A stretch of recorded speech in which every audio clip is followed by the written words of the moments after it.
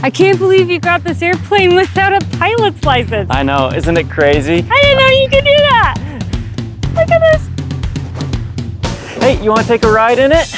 Yeah, oh, is that safe? Of course it's safe. I spent all weekend learning how to fly. YouTube is amazing, just so you know.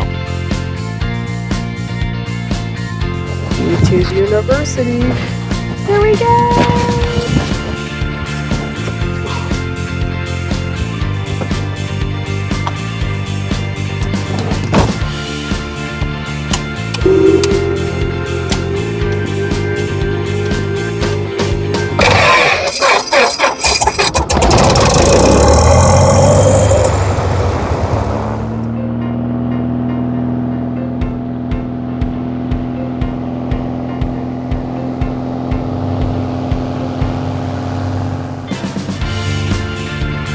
Oh, you're right. This is super fun. This slaps, or this is slapping. However the new generation says it these days. It's slappy. Yeah, I know. Hey, you want to try? Seriously? Go for it. Awesome. Woohoo! Look at me, I'm Woo! Yeah!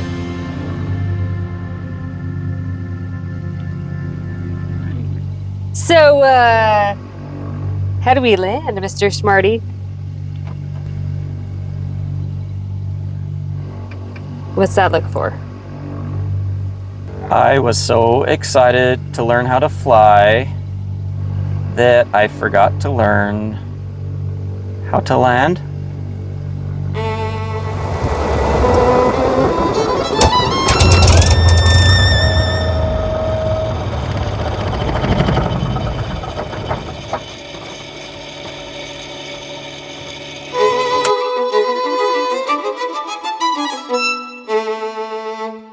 Welcome back to Light-Minded Arts. I am Brent Lindstrom, and today we're going to be talking about plotting your story. And more specifically, we're going to be talking about structure. By the way, stick around to the end, and I will be talking a little bit about the skit that I did just before this. All right, when it comes to plotting your book, there are tons of gurus out there who they're going to tell you exactly how to structure your plot so that it is the most award-winning, sellable piece of art you've ever done. And every time I've gone through these kinds of things, I've read a whole bunch of books. You know, there's the writer's journey, hero's journey, pretty much the same thing. And then you've got Blake Snyder's Save the Cat. And there's multiple different gurus out there who are telling you how to structure your books. Now, I can't really say that all their advice is perfect for every situation. However, a lot of them do have some really good advice. But keep in mind that their advice is only probably contained to a certain style of book. So let's think about the hero's journey for a second. How would you apply the hero's journey to a sitcom such as Seinfeld? It's probably going to be a huge stretch to make that work. So you may love the hero's journey, and don't hate on me for telling you this, but it doesn't apply to every situation. It applies to a specific genre of story, which is that hero's journey style kind of a story. But today I want to even break things down more simply than that. So those start getting into a few genre beats. And I would love to discuss genre beats, but we're going to do that in the next video because that's a really large topic. And today I want to focus mostly on structure. There is a difference, in my opinion, between structure and beats. So these will be two different videos on this plotting here that we're doing. So when you think of structure, let's think about, there's multiple kinds. I revert to the 3-act structure most often, but that's not the only kind out there. There's a lot of people who will say, oh, the 5-act structure is the best, or the 7-act structure. The more I look at those, the more I can almost boil them back down to a 3-act structure. So I try to keep it simple and stick with the 3-act structure. You're welcome to share with me any insights you have on your experience with different structures, but for now we're going to focus on that. So the 3-act structure, just like any kinds of structure, it applies to mostly story. If you think about music also has its own structure, and that structure works for it. You've got the chorus and you've got the verse, you've got measures which contain everything. Then there's painting a piece of artwork. Now, painting a piece of artwork might tell a story in a single frame, but your structure for doing that is going to be completely different from how you compose a piece of music or write a story. And I don't have the first clue about how that works. But I do know that when you're a painter, you learn technique and you learn different ways of painting to evoke certain images or emotions. So art has structure, whether it's music or books. We're going to focus on story here. So let's talk about the 3-act structure. Now, I want to get one other thing out of the way. So when plotting and structure comes up, a lot of people get really annoyed and they say, well, I'm an artist. I don't want to follow structure. I don't want to follow what this guru says I need to do to make my story profitable or to make it a piece of art. And maybe you don't. However, that is besides the point. The structures that I'm talking about are structures that have been handed down through generations, through millennia, back to Adam and Eve. These are how we've learned over countless generations of telling stories. They work, and so that's what we're going to focus on. If you want to do something experimental, by all means go for it, do it, but I can't guarantee that it's going to be commercially viable, whatever you come up with. So the 3-act structure basically has 3 parts to it. Your first part is going to be basically introducing your character, introducing your world. It's going to create an inciting incident, which is going to then propel your story forward. It'll have whatever major conflict needs to happen or the problem that's going to arise. So think of your first act as kind of like an introduction into your whole world. Now, you can start in the middle and then work your way out from there. There's other ways of doing it, but basically what we're doing in the first act is introducing everything to you. The second act is larger. So let's say that the first act is maybe a quarter of your story, and the third act is another quarter of your story. The middle section is going to be where most of your story resides. It's going to be about half of your story. And this is where other people come up with different structures. They're like, well, technically it's a 4-act structure because you got your beginning, you've got your build up, and then you've got your midpoint climax, and then it turns into your the third half, and then you move into the resolution. So it's all still part of a 3-act structure, in my opinion. So during the second act, we are doing fun and games. And for fun and games, mostly what that is you're creating obstacles. Your hero or your main character, or whoever it is on this journey. They're on this path of discovering things, or they're doing whatever they're doing in your book, depending on the genre. Like I said, that's into beats, that's something else. But they're finding obstacles and they're trying to overcome them. And that's all good for the first half of the second act. In the second act, something changes, and then we move into even more obstacles that they have to work on overcoming until eventually they get to the dark night of the soul, the climax, and where things just really need to come to a head. And then, as that happens, we're going into the third act, and they find a way to resolve that, and eventually we get a resolution. That's about as simple as the 3-act structure gets. Now you can look this up. You'll find charts that just show basically a big line going up, up, up to the climax, and then it peaks and goes down. Now, a lot of people struggle with this 3-act structure. They might have the beginning figured out, no problem, or they might have the third act figured out. They know exactly how this is going to end, but then they get hung up on the middle. They end up feeling like they've got writer's block in the middle.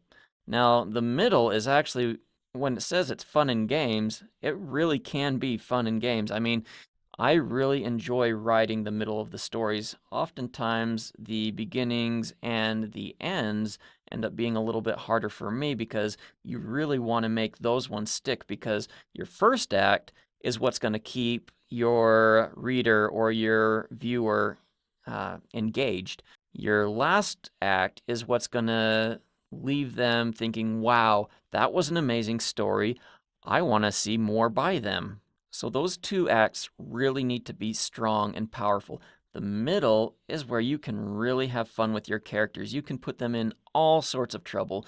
I wouldn't worry too much about this general structure of it. So as long as you know kind of how it all works together, you know the beginning, middle, end, you know where the inciting incident is supposed to be, the midpoint climax, or turning point, or the actual climax, the dark night of the soul, different things like that. As long as you know where these basic things are, they're going to help you a lot when it comes time to arrange your story beats. Now, like I said, your story beats, in my opinion, are different from the story structure. The story structure contains the beats, and the story structure can work for so many different kinds of stories regardless of the genre, but when we get into beats, that becomes genre specific. So don't really stress out too much about this. I mean, there are fun ways to play with this. For example, there's another story structure that is kind of fun. It's called the circle story. It's where basically the end comes back to the beginning,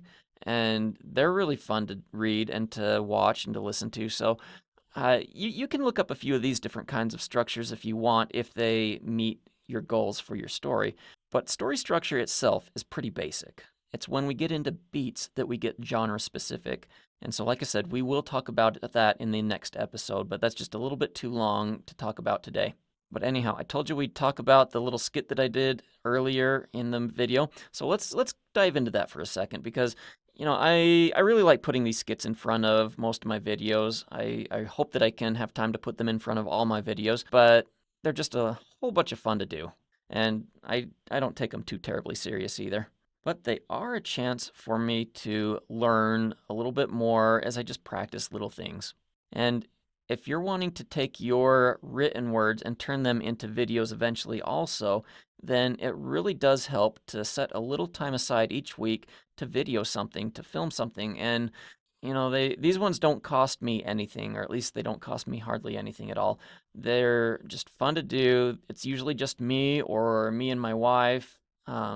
And she's awesome. She helps me out with these, and usually I'm like, hey, you want to come help me video this? And she's like, oh, I don't want to. And then she comes and like, oh, that was so much fun. We had, it turns into a fun date night almost. So, they don't take long. They're just kind of fun, but it's a good way to practice and to build up a little bit of skill and just kind of get a feel for what works and what doesn't work. Okay, so for this one, let's get into it.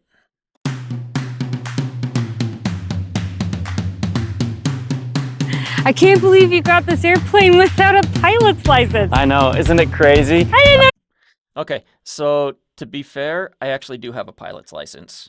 I've had a technically it's pilot certificate, but I do have one. I am an instrument rated pilot, and I do not do it commercially. I actually got my certificate when I was in high school, and then I got back into it about, I don't know, 6 years ago or so, maybe a little longer than that. And I ended up buying me an airplane. This is an old trainer. It's built back in the 70s, and it's a Piper Arrow. And I've actually been thinking of selling it just because I don't have very much reason to be using it or flying it around anymore. But I thought, it'll be fun for a few videos. So let's do some videos with my Piper Arrow. You can do that! Look at this! Hey, you want to take a ride in it? Yeah! Is that safe? Of course it's safe. I spent all weekend learning how to fly. YouTube is amazing, just so you know.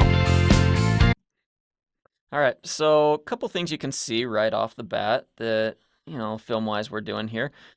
First off is I am filming this closer to the golden hour. So you're seeing that we're getting backlit by the sun. I didn't want to have to bring out a whole bunch of lights onto the airport because I'm pretty well doing this with a cell phone.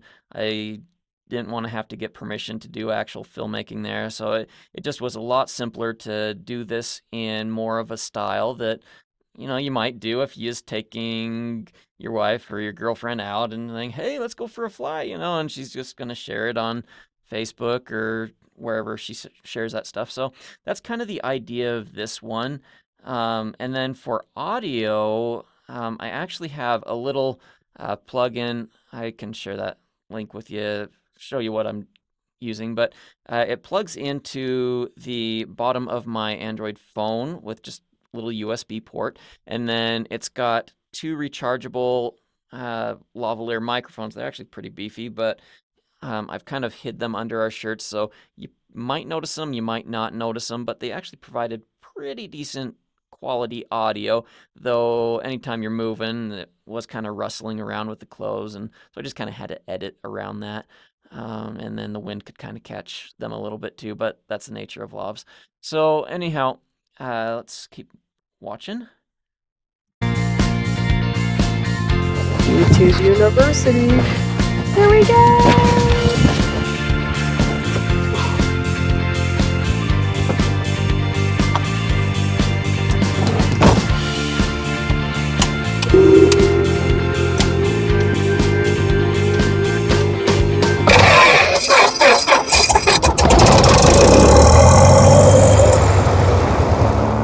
Okay, so for safety reasons and because my foot is still not quite flight worthy from my surgery, I did not actually take this plane flying. I was able, though, to get a little bit of AI to work for me for a change in my favor. So this is my airplane done through AI. And the way that I did this was that I went through a few different things. I tried using Kling, Midjourney, and Microsoft Copilot. And between those three, what I was able to do was I was able to get a beginning frame and an ending frame using AI generation and prompts from some pictures I took of my airplane here. And so if I got the picture of the airplane on the ground or on the runway rolling, and then I took another one of it just up in the air, I was able to say, okay, create me a video Kling that will show this rolling down the runway and taking off, and it knew where to begin and where to end. And that gave me the very best result. I tried it dozens of times otherwise, saying, hey, just take this plane on this runway and take off. But I found out that if I have an end frame, that's where the magic really worked for me on this AI generation. Otherwise, my airplane would take off backwards or sideways or vertically like a helicopter. It was, yeah. So it needs a little more information. It's not smart enough always to know exactly what you mean. That's not bad.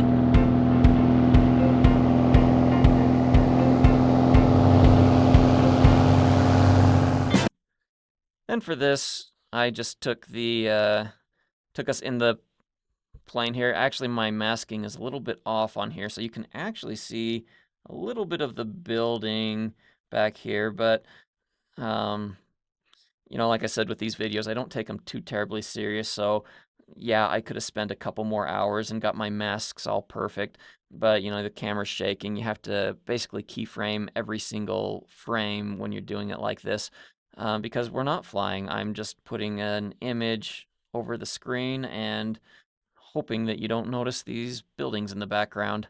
So, yeah, I could have done it better, but I'm on a time crunch, I gotta get these videos out. I gotta still do my writing, which is my priority.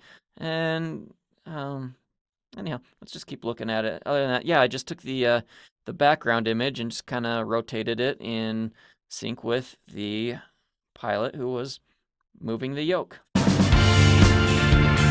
Oh, you're right. This is super fun. This slaps, or this is slapping. However the new generation says it these days, it's slappy. Yeah, I know. Hey, you want to try? Seriously? Go for it. See, and like this one right here, I didn't even have to mask out anything because I just came down really low with the camera and shot up, so you can't see the rest of the airport through the window. All you see is the sky and maybe some mountains in the background. And then I just kind of put in a little cloud because it was a cloudless day that day. Just for a little fun. Awesome! Woohoo! Look at me outside! Woo! Yeah!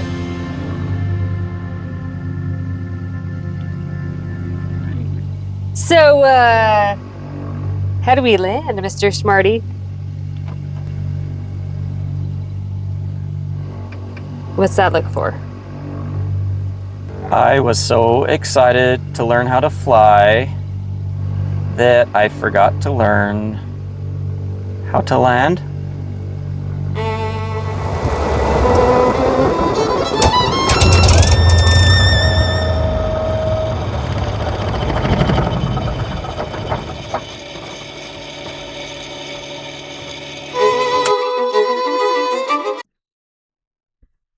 All right, so there you go. Pretty basic. Just had 2 pieces of equipment with me, other than, the airplane, obviously. Had the cell phone and the wireless microphone that plugged into the cell phone. And from there on, just kind of trying to get your angles right and hoping that you can mask out things good enough. And it's pretty basic. And hey, if you found this video helpful or if you liked it, please like and subscribe, and remember to check out my website at www.lightmindedarts.com, where you can find the books that I've written. Check out One for the Money, Two for the Soul. It's my latest book, and it's arguably my best book so far.